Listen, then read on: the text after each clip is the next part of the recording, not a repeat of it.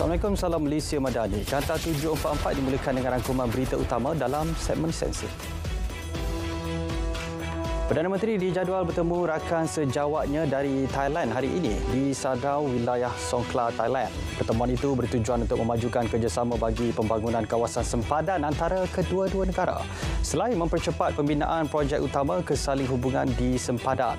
Ia termasuk jajaran jalan antara CIQ baharu di Sadao, Thailand dan Bukit Kayu Hitam serta pembinaan jambatan kedua di Sungai Golok Rantau Panjang.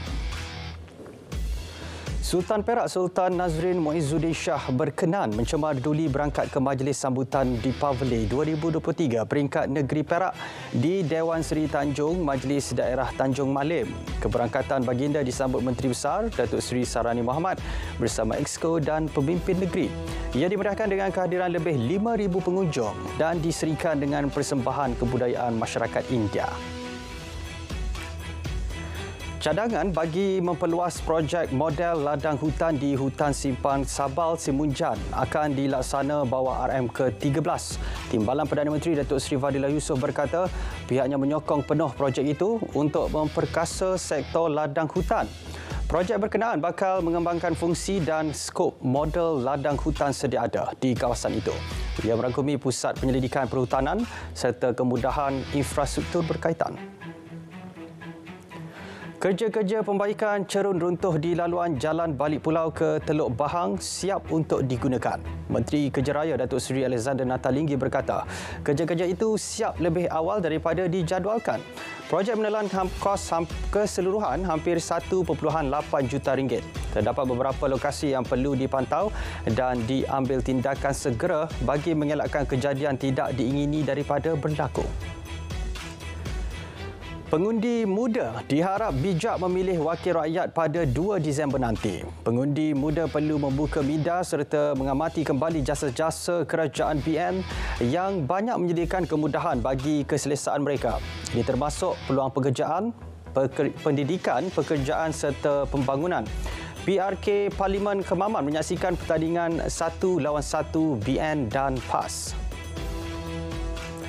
Setiausaha Agung DAP Anthony Locke menyelar dakwaan Presiden Bersatu Tan Sri Muhyiddin Yassin kononnya DAP akan menggunakan kuasa untuk meminda perlembagaan negara.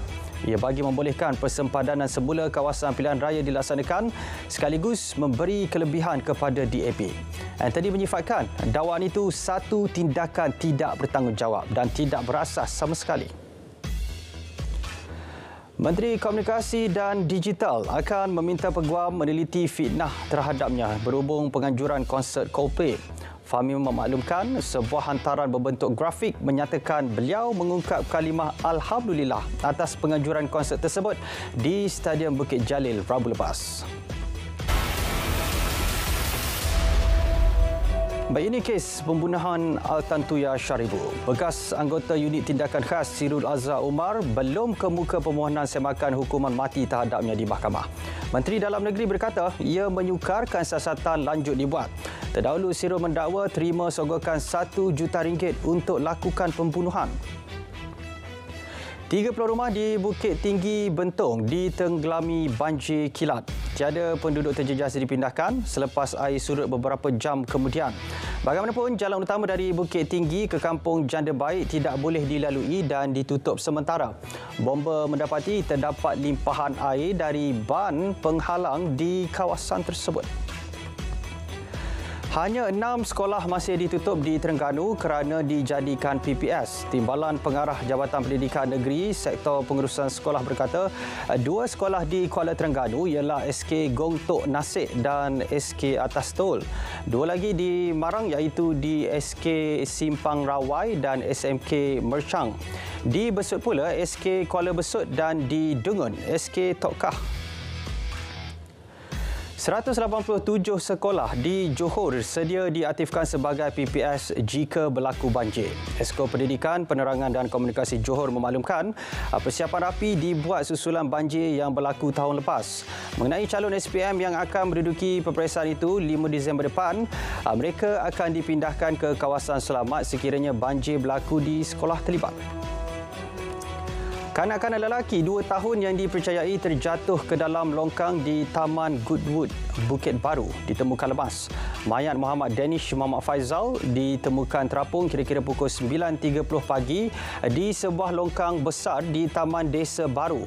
Pegawai Zon 1 JBPM Melaka berkata, mayat ditemui orang awam kira-kira 1.3 km dari lokasi mangsa jatuh.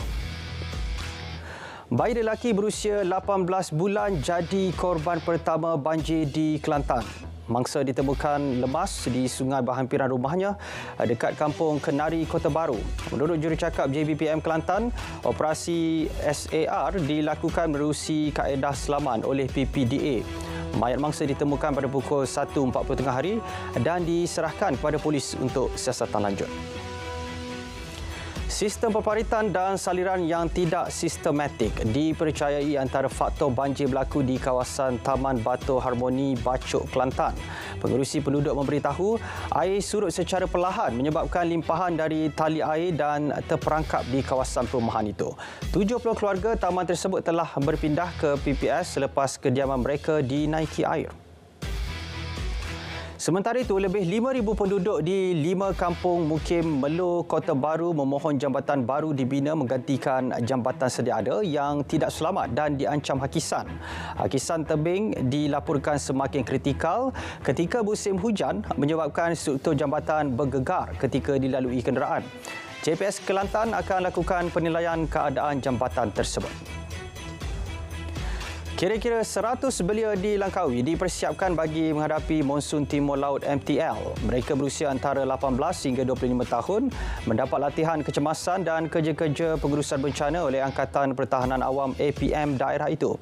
Pegawai Pertahanan Daerah Langkawi, Kapten Pertahanan Awam Ahmad Shah Fikri Darus berkata, para belia dibekalkan dengan ilmu kecemasan dan pengurusan bencana dalam latihan selama 2 hari itu. Susulan penemuan bayi lelaki dalam sebuah beg di tepi longkang di Air Tawar Manjung, polis giat mengesan waris bayi tersebut. Ketua Polis Daerah Manjung menyatakan bayi itu telah dihantar ke unit rawatan rapi neonatal Hospital Seri Manjung. Pemeriksaan mendapati tiada kecederaan luaran dan bayi berada dalam keadaan yang sihat.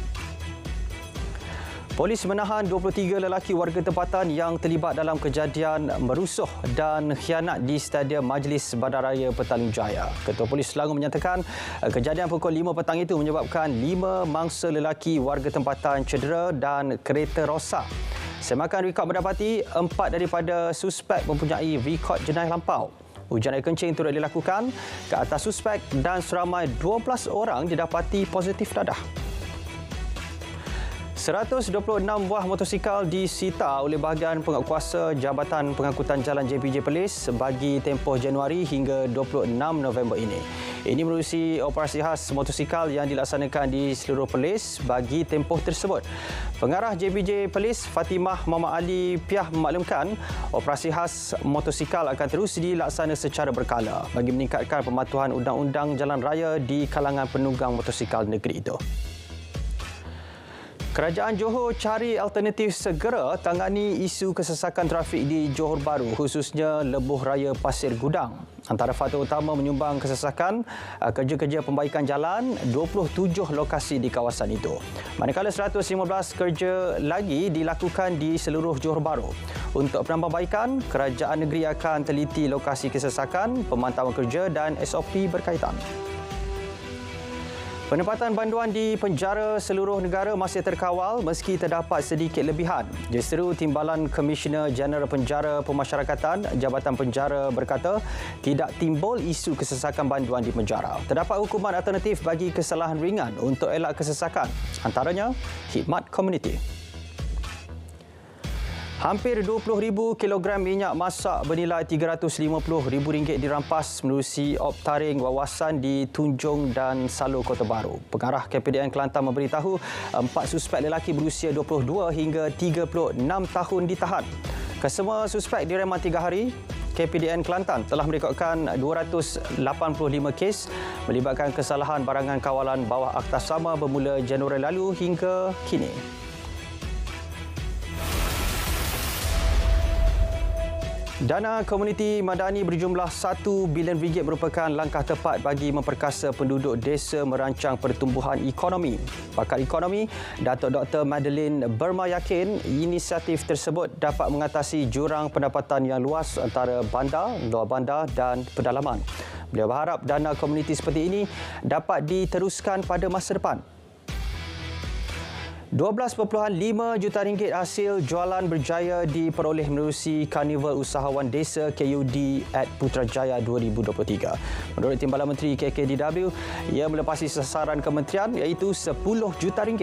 Jumlah itu meliputi nilai transaksi jualan tunai, padanan perniagaan dan tempahan yang dicapai. Jumlah pengunjung juga melepasi sasaran 1 juta orang. 11,587 peluang pekerjaan ditawarkan industri tempatan kepada belia dan graduan berkaitan bidang vocational dan teknikal. Ia menerusi 117 program Mega Gerak Kerjaya Johor sepanjang tahun ini. Daripada jumlah itu, 10,916 orang berjaya ditemuduga dan 3,659 ditawarkan peluang temuduga kedua. Esko Belia Sukan Pembangunan Usahawan Koperasi dan Sumber Manusia berkata, inisiatif berkenaan bagi memastikan graduan dan belia terlibat dapat dimanfaat industri tempatan. Usaha memperkenal kursus baharu berkaitan kenderaan elektrik dan tenaga solar oleh Kerajaan Persekutuan disambut baik Kerajaan Negeri Melaka. Justru, Ketua Menteri berkata kawasan perindustrian seluas 5,000 ekar di Masjid Tanah dicadangkan sebagai lokasi kursus tersebut. Terdahulu, Timbalan Perdana Menteri Datuk Seri Dr. Ahmad Zahid Hamidi berkata Melaka dipilih susulan permintaan tinggi daripada pelabur untuk tenaga baharu itu. Hubungan Malaysia-Monaco diperkukuh dengan pembukaan pejabat konsulat kehormat Monaco di Kuala Lumpur. Penubuhan itu dapat memperluas perkhidmatan konsular seperti membantu urusan am dan hal undang-undang. Selain mempromosikan diplomasi budaya dan hubungan awam dalam masa terdekat, Putera Albert II kini dalam lawatan kerja 4 hari ke Malaysia sehingga 29 November atas jemputan Yang di-Pertuan Agong. Baik memasuki hari ketiga gencatan senjata semalam, Hamas bebaskan 17 tahanan dan rejim Israel pula dijangka bebaskan 39 tahanan sebagai balasan. Kenderaan Persatuan Palang Merah dilihat melalui lintasan sempadan Rafah dari Gaza ke Mesir. Jawatankuasa Palang Merah Antarabangsa sahkan mereka telah pindahkan tahanan dari Gaza. Pembebasan itu melibatkan 13 tahanan Zionis Israel, 3 warga Thailand dan seorang warga Rusia.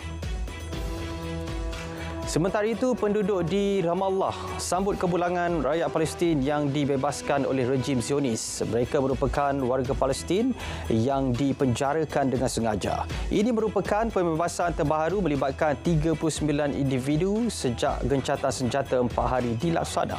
Presiden Joe Biden berharap gencatan diteruskan bagi membebaskan lebih ramai banduan. Sementara itu, sekurang-kurangnya 187 trak bantuan kemanusiaan mula sampai ke semenanjung Gaza. Persatuan Bulan Sabit Merah Palestin menyatakan bantuan itu terdiri daripada makanan, air minuman dan ubat-ubatan. Sehingga kini sekurang-kurangnya 14,854 rakyat Palestin maut, termasuk 6,150 kanak-kanak dan lebih 4,000 wanita. Perang Rusia-Ukraine. Jerman akan membantu Ukraine dengan pakej ketenteraan bernilai 1.3 bilion euro. Ia merangkumi unit pertahanan udara canggih terbaru. Konflik perang dua negara itu cetuskan krisis kemanusiaan dengan lebih 8 juta orang melarikan diri dari Ukraine. Manakala 5.9 juta lagi menjadi pelarian dalam negara dan lebih 17.6 juta lagi memerlukan bantuan kemanusiaan. Di Itali, kanak-kanak perempuan 2 tahun maut, manakala 8 lagi dilaporkan hilang selepas bot dinaiki pendatang haram tanpa izin karam. Anggota maritim Itali selamatkan 40 lagi parti yang tersadai di atas batu di sekitar Pulau Lampedusa. Dalam satu lagi operasi, pasukan peronda menemukan bot nelayan membawa 576 migran.